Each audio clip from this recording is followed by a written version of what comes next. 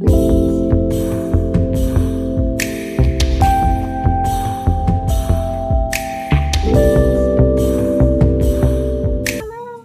everybody. Real talk with real professionals. Here we are again. You haven't heard from us for a while. We're just cooking up some topics. So, what are we going to talk about today? Well, there's a new thing that has happened over the last that was brought to our attention, and I actually saw it first on Instagram from this other nurse practitioner, APRN Beauty, and she was talking about how they are capping, or in the big beautiful bill coming out next year in July 2026, they are going to cap funding for graduate nurses to become CRNAs, nurse practitioners, and also for PAs and any nursing on an MSN level. So this is crazy. Yes, this is the first we've heard about it. So we need to talk about it. This is going to really impact our profession and impact the ability for care in this country for, once again, the citizens of the United States. It is expensive to go to graduate school, right? Oh my gosh, it is. I'm still paying this stuff off. I have one more year that I have to get this paid off. I remember for my doctorate work, it was about like 80 grand. And that's just before, going into the interest and stuff. And then the postmaster's, I forgot how much that was. I don't remember it either, but it was like about 20 grand. It was a lot. And, if you can't afford to do this, I mean, I know they're capping medical school loans at 150. Yes, and we're going to get cut. Right now it's at 100, and now they're reevaluating it to see if they're going to cut us even more. And this is going to affect your ability to get primary care in the next few years in this country, because we're already in a scarcity of primary care providers as it is. Yeah, they're all filled to the max. It's hard to get an appointment.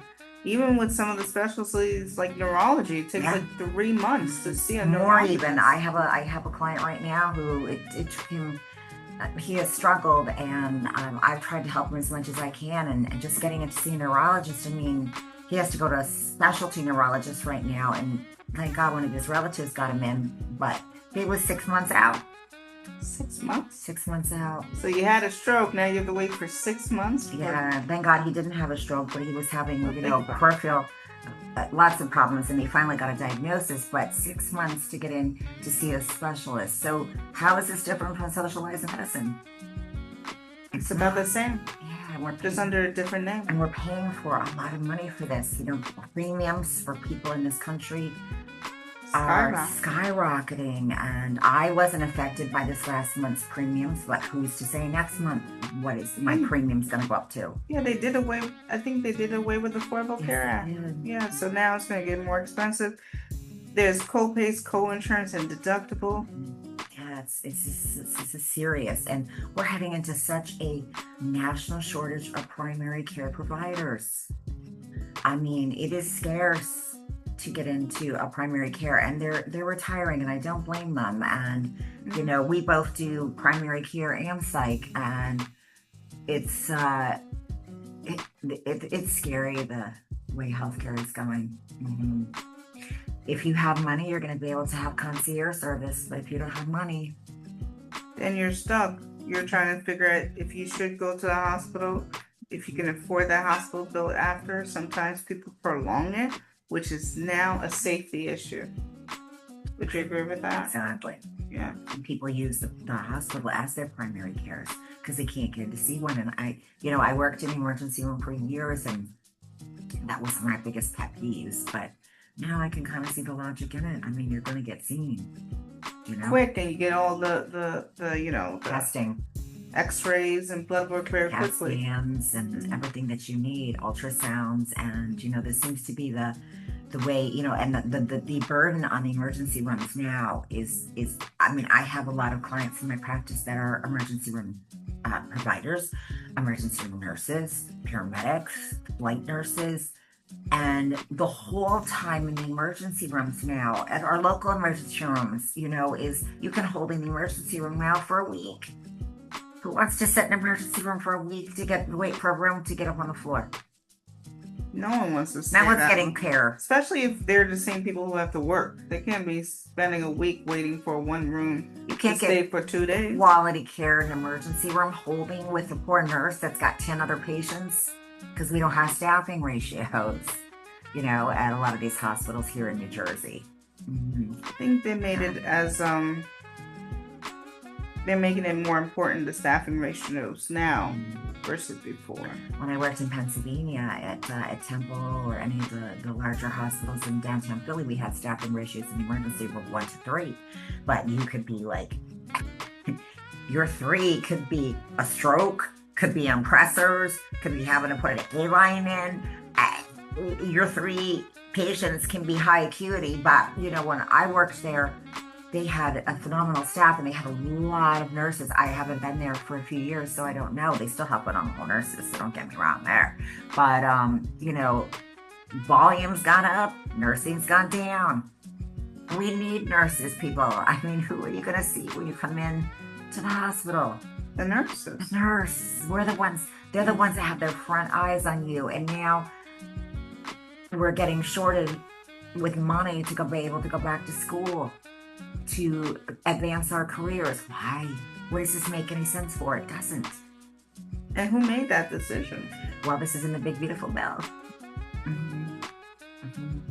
And, I pulled it up on my computer because this is kind of all new to us. But, the concern of the American Nursing Association is we're going to have less primary care providers. And I am reading this right off of my computer in this country because we put this rule into place that stops their access. And the American Nursing Association, what was her name? Last name was Kennedy. I guess she's the head of the American Nursing Association. She says, I don't understand why we would continue to put barriers up against nursing when nursing is providing high quality, cost-effective care in the United States. Why? I think nurses have to team up together Yes. to help improve these policies, because if we stay quiet, they keep making these decisions, and these decisions are not being made by nurses, they're being made by non-nurses. And this is affecting not only nursing, it's affecting nurse anesthetists. Okay, so nurse anesthetists are a huge part of our healthcare as providers. They are amazing nurse anesthetists. Anesthesiologists are retiring. I've had such good experiences when I worked in the emergency room. I mean, in the operating room and in surgery myself with a nurse anesthetist. They go to school, And explain what they're doing. They're very, very kind. And it's also affecting physician's assistants. It's not just nursing. It's hitting everybody at the mid-level. And PAs are a vital part of our healthcare chain. We can't be without PAs. I have more access to more patients. I have good coworkers, especially at Temple in Philly, that they utilize PAs. They were amazing to work with. I'll take a PA or an NP or a CRNA any day. And I've had them before as my primary care as a nurse practitioner, and I have lots of friends that are PAs, and, they're also a vital part of the emergency rooms. I mean, I keep saying emergency room, the operating room. They're the ones that sew you back up, and they're the first assists when the surgeon has to go and scrub out and go for next case and get prepped for that. They're the ones that are finishing you. They are alone with the nurses in the operating room finishing your surgery. Nurse practitioners do this too. I did it in the military. But I'll tell you, we can't be without our PAs. No. And, MSN programs for nursing, the funding is getting cut. Well, who takes care of the nurses in the hospital? We have nurse educators. Yes. And, we've got AI coming out, and they're the ones, as much as, we used to dread seeing them come around, being honest with you, about your health streams. But when a new product would come into the emergency room or onto the floor, and you had to learn how to use a new device or they're the ones that are educated and showing us how to do this so we don't make a mistake and hurt you. We need to know. And they keep us up to date on everything. Yes. Nursing is such a vital, important part of our healthcare system. We have nurses that come that strictly, Well, on informatics. floors, the informatics, we have nurses that go around from different floors and they do procedures. They put in PICC lines. Yeah, Yeah, that's all they do. that's all they Fine. do. We have nurses that strictly do LVADs. We have nurses that strictly are specialty nurses to do certain procedures. Wound care. Mhm. Oh my gosh, wound care. Wound care is such a vital Big part. thing. Huge. Those are nurse practitioners and nurses that are specialized in this. We have rapid response nurses in the hospital. Do you really think when you call a rapid response on the other side of the hospital, they have a rapid response team that just, comes to that? Mhm. And because you're standing there by yourself, well, you've got someone that's coding or that's getting ready to code, and you call that rapid response. Well, you are very relieved to have that rapid response team come because you need all the hands you can get. Mhm. And the hospitalists, a lot of hospitalists are NPs too. Yes, yeah, I was.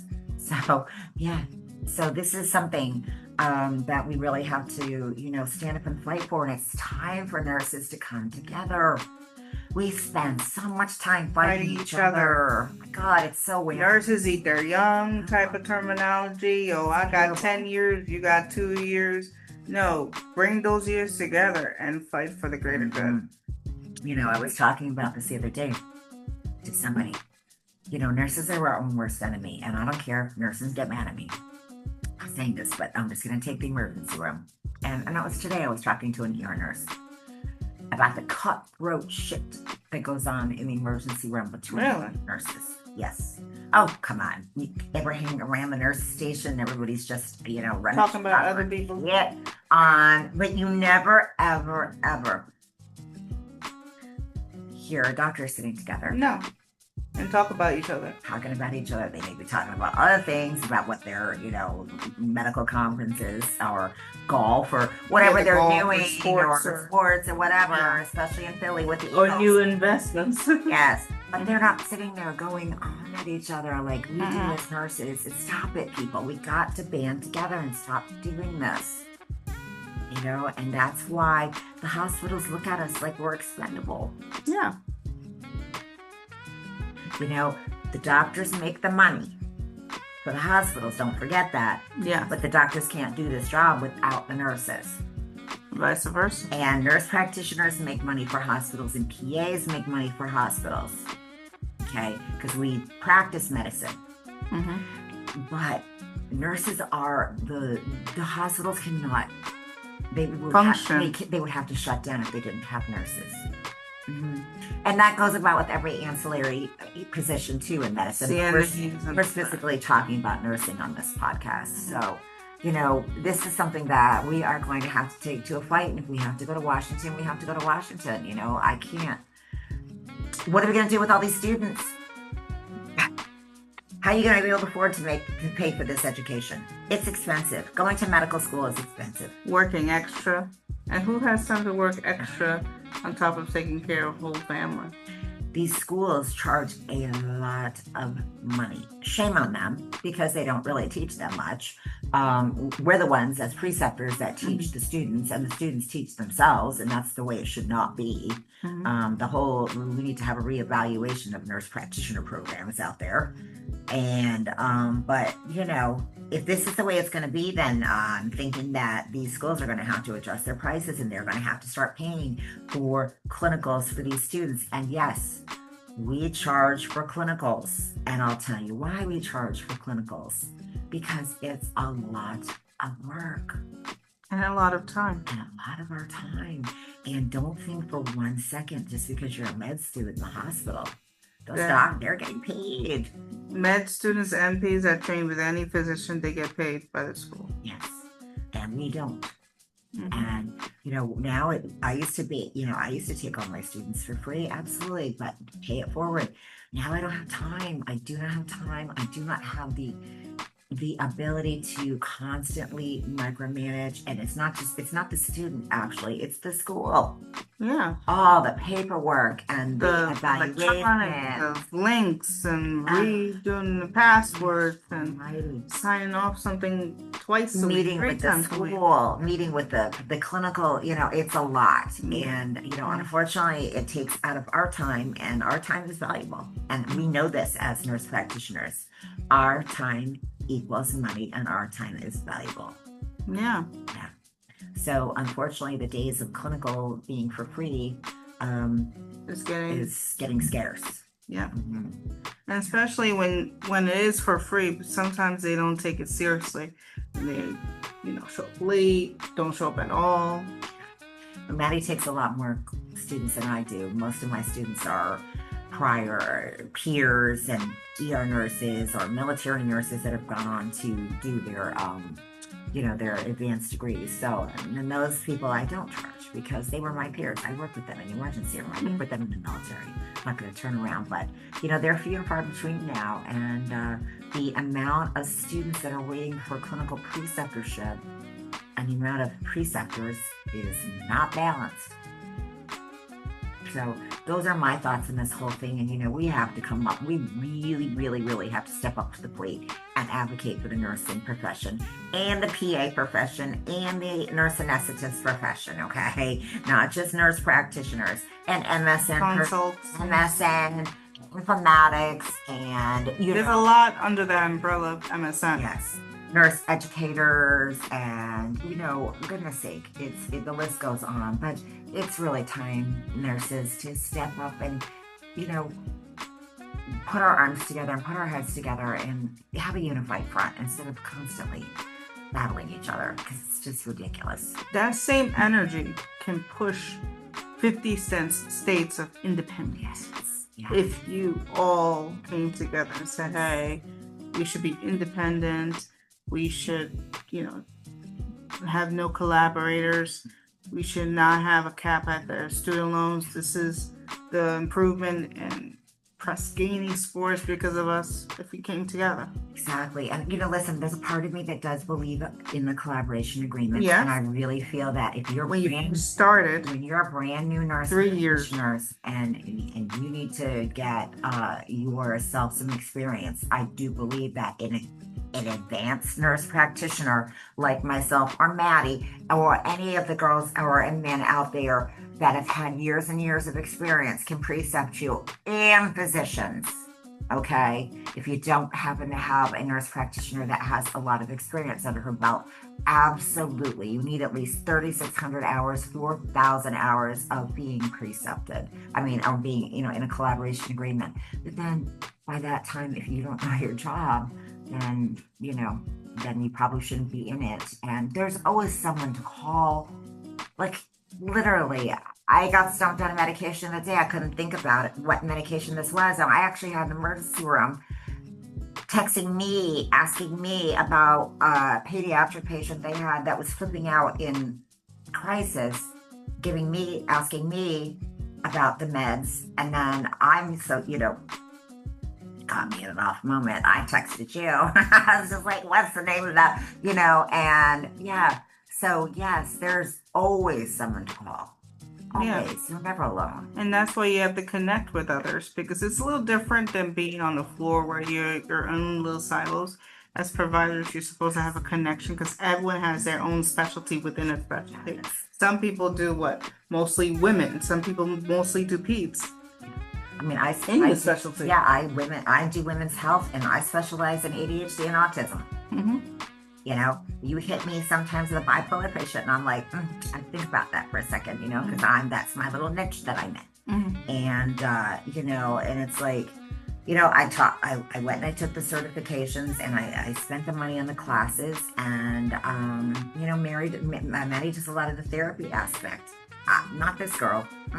No. That is not my niche whatsoever. Because my answer to you is just going to be stop. Stop doing it. Because I'm military by history, by training. It's just like, stop the shit. Then it'll go away. It don't work that way. Bury it down deep. No, we gotta face it. We gotta face it. Right, but So there's different approaches. So everybody has what they enjoy doing, and you will find it. But we have to be able to give you that chance, and it's not fair that this is getting taken away. Because listen, I hope eventually over the next, 5, 6, 7 years to scale back in this profession. We're both very, very busy providers, and it's tiring. We're both tired today. after a long week, and it's just not, it's not the patients. It's all the other stuff that goes behind the scenes. The insurances. Arguing with over medicine now, and PAs are coming back, prior authorizations for the stupidest medications. And Hydroxyzine and Abilify. these have been generic for years, and they're dirt cheap, and we're arguing over the price of this stuff for people. Drug dinners, we like to go and we like to meet new people. But listen, these drug reps that are out there help us get samples for our patients so we can keep them on the medication that they need to be, because they can't afford it. Because these new medications that are great, and they're faster, and they work well without the metabolic syndrome and weight gain and sexual side effects and tardive dyskinesia side effects. But they're thousands of dollars a month, and insurances won't pay for them. Yeah. So we go to the drug rep dinners, and we get to meet new people, and we have our drug reps that we love to work with, that are always there to help us if we get caught up in a question, because it does happen. I had a lot of them, and they were very helpful. They're so educated, and they actually, believe it or not, people think these drug reps they do work for the drug companies. Well, yeah. But they actually care. Yeah, they're humans. They actually care that our patients are getting the best quality care they can. So yes, they will get us samples, and they will go, above and beyond to get us these samples. So we can, sometimes I have patients that are seriously getting their medical treatment using samples, because Medicare is not going to pay for this. And their quality of life is so much better being on these second generation medications. It's a shame, but this is what we do, and it is tiring. Like, here we are on a Friday night at the Jersey Shore talking to you guys about this stuff, and we've worked all day. We still have our computers open.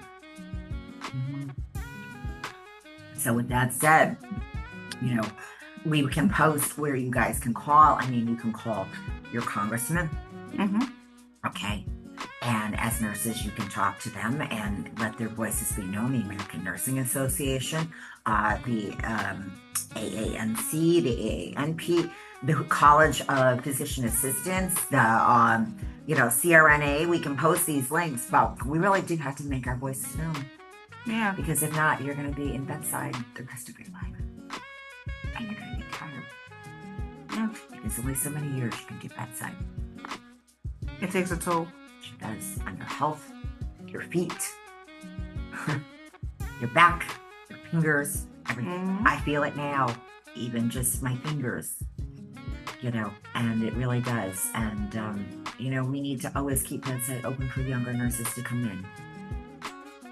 And so they can get their experience, and then they can go out and, become advanced nurse practitioners, advanced, CRNAs, my God. And, even though PAs are not nurses, they're still one of the most important parts of our healthcare system. Yes, we're all important. From respiratory therapists to PAs to radiologists, we all serve a purpose in the system. Everything. So that's our thought for today. And if you guys have any questions and concerns, please Links is below. Yes, please reach out to us. We need to move on this. We got to move on it. And not take our time. We don't have time. This is July 2026, people. Yeah, and we're in November of 2025.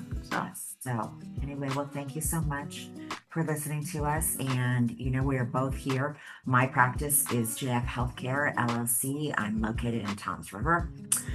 We can post our practices online so you guys know where to find us. Maddie has a beautiful practice down here in LBI, and where we're sitting. And we're always here to help. We're always here to help with everyone's mental health. Relax Your Mind Services. Yes. Yeah, we service all of New Jersey and different states as well. Exactly. I'm taking patients in Florida now. Okay, good. Yeah, we're taking patients in New York, PA, Georgia. Yeah, you've got a lot more than I do. And those CEA licenses are expensive. About it, $888. So under Florida, New Jersey. Yes. So, and we'll see what comes next. Possibly in Connecticut. Yeah. So, yes. All right. Well, listen, thank you so much for listening to us, and we will see you soon. See you soon.